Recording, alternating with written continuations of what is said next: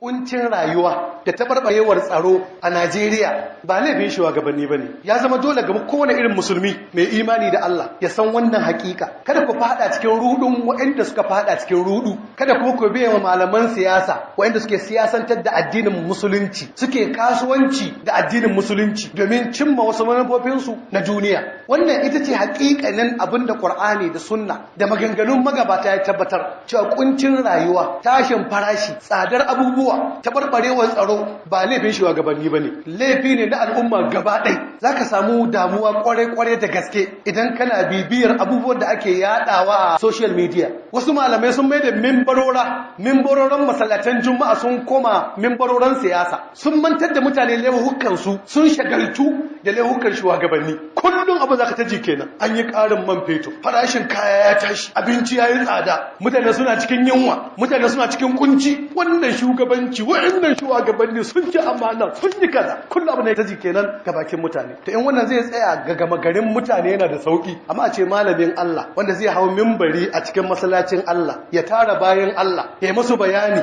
domin tara mutane amana ce, zaman mutane a gabanka amana ce. Inda Allah ya ga dama ba zai saka ka zama liman ba, balle ka hau mimbari, balle ka tara mutane, balle ka yi magana su saurare ka. Gatanci ne Allah ya ma malami ya tara masa mutane a masallaci, a wajen darasi, a wajen fatawa. Gatanci ne Allah ya maka. Da haka dole ne ga kowane irin malami, ga kowane irin limami ya ji tsoron Allah, ya san cewa mutane amana ce gare shi, ya karantar da su, ya ilmantar da su, ya dora su kan abin da a daidai. Kada ya faɗi magana dan neman yardar su, ya nemi yardar Allah. Kada ya yi magana dan ya huce haushi ga wani ko ya ba wani haushi, ya nemi yardar Allah, ya nemi nisanta daga hushin Allah. To zaka ji mutane da yawa a yau a kasar mu dinnan Najeriya sun mai da mimbaroran juma'a, sun zama mimbaroran siyasa, sun mai da al'ummar mutane, sun mai da al'ummar musulmi kamar dabbobi, suna jin sun da suka ga dama. Kullun aikin kenan. Wannan gwamnati ta ci amana, ta yi zalunci, tsaro ya tabarbare, arziki ya kuntata, rayuwa ta kuntata, ba wutar lantarki, ba kyawawan hanyoyi, ba magani a asibiti, ba ingantaccen tsaro, ba makarantu a gyara ba, babu wuraren zama. Gashi nan maganganu iri-iri kake ji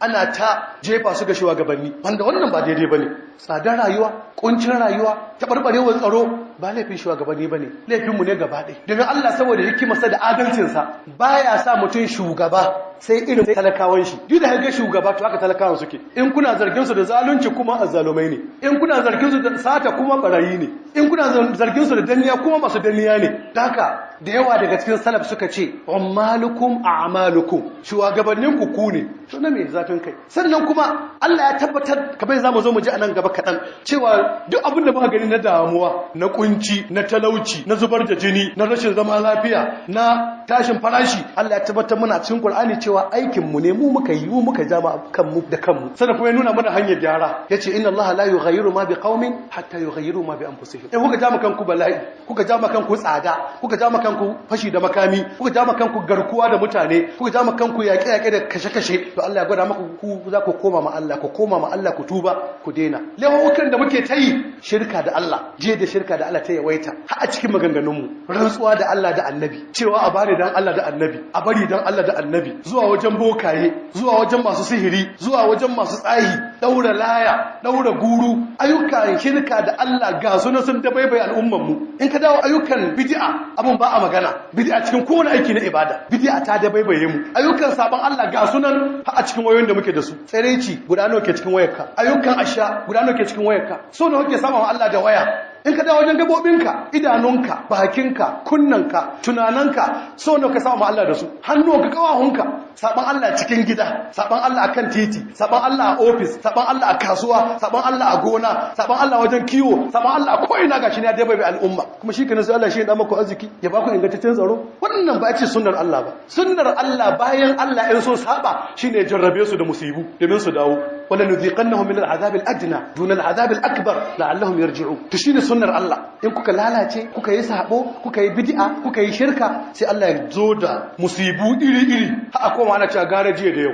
Jiya yafi sauki bisa ga yau. To haka abin zai dore ku sai an tuba an koma ma Allah madaukakin sarki. In uwa musulmi masu irin wa'ancan maganganu kullun suna atake din gwamnati akan tabarbarewar tsaro ko kuncin rayuwa. Sun waye gari ba su da wani aiki sai wannan. Har mutane suka fahimci cewa duk ma wata musiba, duk wani kunci kunci duk wani talauci duk wani tabarbarewar tsaro gwamnati ta jawo shi mutane gaba da suka manta da zunuban su da wahala ka ji malami mai huduba a yau ya hau kan mimbar yana magana kan tauhidi yana magana kan ingancin aqida yana bayani akan kurakuran mutane a aqida da tauhidi yana bayani akan nau'ukan shirka da suke akuwa a cikin mutane yana bayanin bidiyoyi yana bayanin ayyukan ashir da mutane suke yi kawai dai ka burge mutane shine ka ce azzaluman nan yanzu Muhammadu Buhari an ce ba mai gaskiya Najeriya sai shi an zabe shi amma ku je yanzu da mai da kasan nan hawa saboda jin tsoron Allah sai su ce wai yunwa da ake yi yanzu wai Buhari ya ce Buhari shike da bayi Buhari shike shimfi da arziki ko karbe arziki da talauci hannun Buhari suke ko gwamnonin jihohi a ta tuhumar su da wannan ba ina nufin wai shugaba bai laifi ba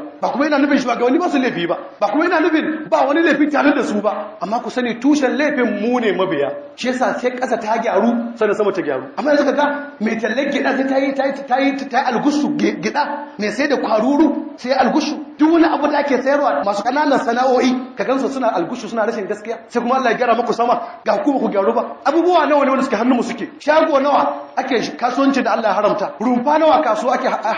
ake kasuwanci da Allah ya haramta nan kuma shugaban kasa ne yazo yayi ko gwamna ne yazo yayi to musiba ta zo kuma sai a jingina mashi shugabanni wani irin shi adalci ne kowanne mu yanzu anan ya san abubuwan da yake wanda ba daidai ba wanda su yake rayuwa ya ci da ayyukan da ba daidai ba ya sa kaya da ayyukan da ba daidai ba ya samu kuɗi ta hanyar da ba ta daidai ba ya ci abinci ta hanyar da ba ta daidai ba ya hau motar da ba ta daidai ba wanda ba ta hanya mai kyau ya same ta ba ya hau mashin wanda ba ta hanya mai dukkan mu mun san haka ko hula kasawa da kasancewa ba ta halaba ce ka sani in takalmi kasawa wanda ba na halaba ka sani bayan kuma ayyukan asha na shirka da bid'a da ayyukan sabo da suka dabaibaye mu shikenan kuma sai Allah ya ba mu arziki ya lota mu ai ga Allah ya haka to istidraji ne amma ka'ida ce sunna ce ta Allah idan mutane suka kangare suka yawaita shirka suka yawaita sabon Allah suka yawaita bid'a sai Allah ya dinga jarraba su da musibu iri har su dawo su gyara to aka wayi gari irin wa'ancin malamai da suka siyasantar da da'awar musulunci suka koma suka sa al'umma suka sa talakawa suna zagin gwamnati suna zagin shugabanni sai kuma musiba ta karu domin zagin shugabanci zagin shugabanni yana ƙara aukuwar musiba duk lokacin da kuka zagi shugaba sai Allah ya sa zuciya ta kekeshe ya zama bai da tausayi bai da jinkai zagin ku la'anar ku Allah wajen ku da kuke yi ita ta kekeshe zuciya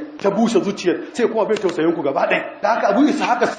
as-Sabi'i Allah ya kanshi da gafara yake cewa ma sabba qaumun amirahum illa hurrimu khaira duk lokacin da mutane suka zagi shugaban su to sai an haramta musu alkhairin wannan shugaban duk Najeriya ta shaida cewa Bukhari mai gaskiya ne Allah ya kawo Bukhari ya ce ne farko ya yana cikin cewa ta biyu amma mutane suna ta ganin abin da ba shi suke tsammani ba to ko ya za ku ga abin da kuke tsammani kuna zagi kuna la'ana kuna yarfe kuna abubuwan da ba su dace ba ga shugaban ku in ka bi jihohi bayan yan adawar siyasa sai kuma ka ga su gama garin talakawa ba su da aiki duk inda aka zauna maganar shugaba yayi kaza bai yi kaza ba yayi kaza bai yi kaza ba aikin kenan hira kenan mai zagi ya zagi mai la'ana ya la'ana sai Allah ya ƙara kekeshe zuciyarsu sai zama alkhairan da ke hannunsu ba su zuwa gare ku ga kudin fa biliyoyi in sun fitar sun yalata muku ba abin zai cutar da su amma sai Allah ya hana su haka saboda laifin ku saboda zage-zagen ku da kuma la'ana ku ga shugabanci in uwa musulmi tashin farashi da muke ta fama da shi a Najeriya musamman a bangaren abinci da sauran kayan masarufi wallahi ba daga shugabanni bane daga wajen Allah ne kuma abin da ya ja wannan ayyukan mu na asha kuma ku dubi yadda Allah madaukakin sarki ya gwama ya hada shugabanci da tattali doki wata aya cikin suratul Ali Imran kaga yadda Allah ya gwama shugabanci da tattalin arziki ya nuna mahitar su guda mabugogar su guda inda ake samun su wuri guda ne Allah ce qul illahumma malikal mulk tu'til mulka man tasha wa tanzi'ul mulka mimman tasha wa tu'izzu man tasha wa tudhillu man tasha bi yadikal khair innaka ala kulli shay'in qadir kaga wannan Allah na nuna mulki ta hannunsa yake mutum kwacen mulki yayi zaben shi aka yi doki dora aka yi Allah dai ne ya bashi na biyu sai Allah ce wa tarzuqu man tasha'u bighairi hisab sai magana tattali yana ga maganar mulki sai magana tattalin arziki dan Allah ya gwada maka abu guda ne yadda Allah ke bada mulki kuma shi ke kula da tattalin arziki shi ke haɓaka shi shi ke saukar da shi shi ke da farashi shi ke saukar da farashi shi ke sa dala ta yi tsada ta haure ta yi sama shi ke saukar da ta kasa shi ke sa abinci ya hau shi ke saukar da shi Allah shi ke wannan da an ga mulki bai yi ba kai ne baka yi ba in kuka mulki bai yi ba ko ba ku ne ba ku yi ba ku ne ba ku da alkhairi ku ne ba ba ku da kirki ku ke ayyukan aisha to sai Allah ya kama ku mulki mai wahala mai wahalarwa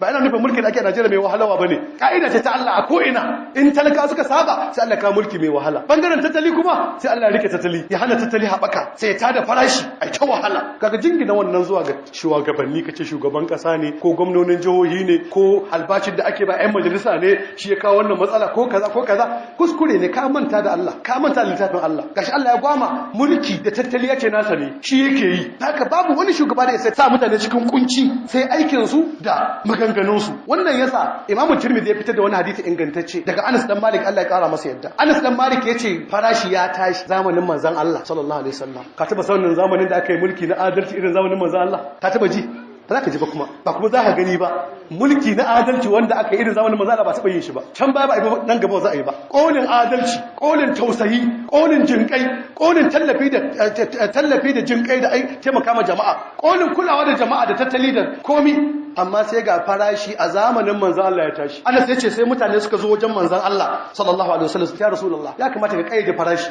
kai doka kai umarni a kaide farashi komai a tsaye mai da farashi guda dan farashi ya daina dagawa sai manzon Allah sallallahu alaihi wasallam yace Allah shine mai kaide farashi ku ji wannan da kyau yace Allah shine mai kaide farashi shine wanda yake kwace dukiya shine kuma wanda yake shimfida ta shine kuma wanda yake azurta mutane ni ina fata in haɗu da Allah babu wani cikin ku yake biya ta wani zalunci da nayi mashi na dukiya ko na jini malamai suka ce wannan hadisi wani ginshiki ne wajen tattali wannan hadisi ginshiki ne wanda ke dauke da tattalin arzikin duniya da ƙasa gaba daya shi asali yan kasuwa bayan sun san kasuwanci a musulunci sun koyi sun iya shi da su je su yi yadda suke bukata da bai dan Allah na so ya azurta wasu sai ya tada farashi sai wasu su yi arziki in yana so ya karya wasu sai ya karya farashi sai wasu su karya su zama talakawa Allah haka yake yi shi yasa gwamnati ba ta katsalanda wajen farashi a ba yan kasuwa sai da kayan sai da suke bukata Allah ya azurta sashin su da sashi sai in sun wuce ka'ida sun so kai sun koma wasu jinkan al'umma da sai gwamnati ta shiga nan ta daidaita al'amura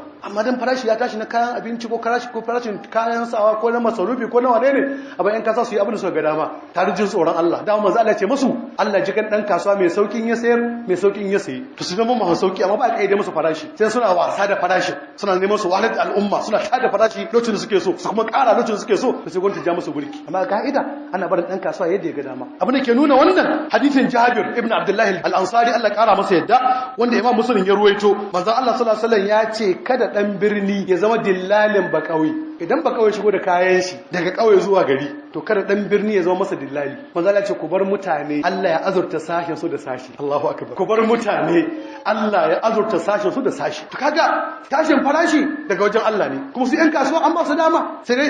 an lurar da su tausayi jinkai yin sauki a wajen saye da sayarwa yana ja musu jinkan ubangiji ka duk dan kasuwa musulmi ji wannan zai zama mai tausayi mai jinkai amma asali tashin farashi ko faduwar farashi wannan ba hannun dan kasuwa yake ba hannun gwamnati yake ba hannun shugabanni yake ba hannun Allah yake haka Sheikhul Islam Ibn Taymiyyah a cikin Majmu'ul Fatawa juz'in sa na 8 yafi na 520 daidai yace tashin farashi ko saukar farashi wani aiki ne na ubangiji Allah ne yake halittar tashin farashi shi kuma yake halittar saukar farashi yace aikin Allah ne shi kadai ba wani mutum da ke da hannu a ciki abin yana da alaka ne da mashi'ar Allah da kudurar Allah sai dai shi Allah madaukakin sarki yakan sa tashin farashi dalilin saban da mutane suke mashi idan mutane suka dinga saban Allah da yin shirka da yin bid'a da yin ayyukan asha na sabo sai Allah ya sa farashi ya tashi yakan kuma saukar da farashi sanadiyar kirkin wasu bayan Allah managarta masu tauhidi masu sunna masu kiyaye shirka masu kiyaye yin bid'a da shirka da Allah sanadiyar wasu bayan Allah sai Allah ya saukar da farashi shi ga dai aikin da Allah daga sukar gwamnati shuka shugabanni game da tashin farashi ko tsadar abubuwa ko tsadar rayuwa wannan bai kamata ba yace yadda abun yake kamar mutum ne ya kashe wani dama Allah ya sa ran nan wanda aka kashe zai mutu amma sanadiyar mutuwar sai Allah ya sa ta ga wani sai ya kashe shi yace to haka abun yake farashi tashi shi ko sauka shi daga hannun Allah ne shi ke yi amma sai ya sa sanadiyya saban mutane saukar farashi ya sa da'a da biyayyen mutane sai zama sanadiyar saukar farashi sabo kuma ya zama sanadiyar tashin farashi haka yan uwa kada su ruda ku da surutun gwamnati taki kaza gwamnati tayi kaza an samu rashin tsaro an samu talauci an yi kaza ana yunwa ana wane ne ba aikin gwamnati bane aikin Allah ne in kana so ka tabbatar da wannan biyo ni mu zo mu karanta wayannan ayoyin tare da ni da kai kaga yadda Allah yake fadar musibu da suke aukuwa talauci da ke aukuwa yaƙe-yaƙe kuncin rayuwa Allah yake jingina shi ga mutane cewa su suka jawo rikicewar Allah madaukakin sarki a cikin suratul al-imran aya ta 96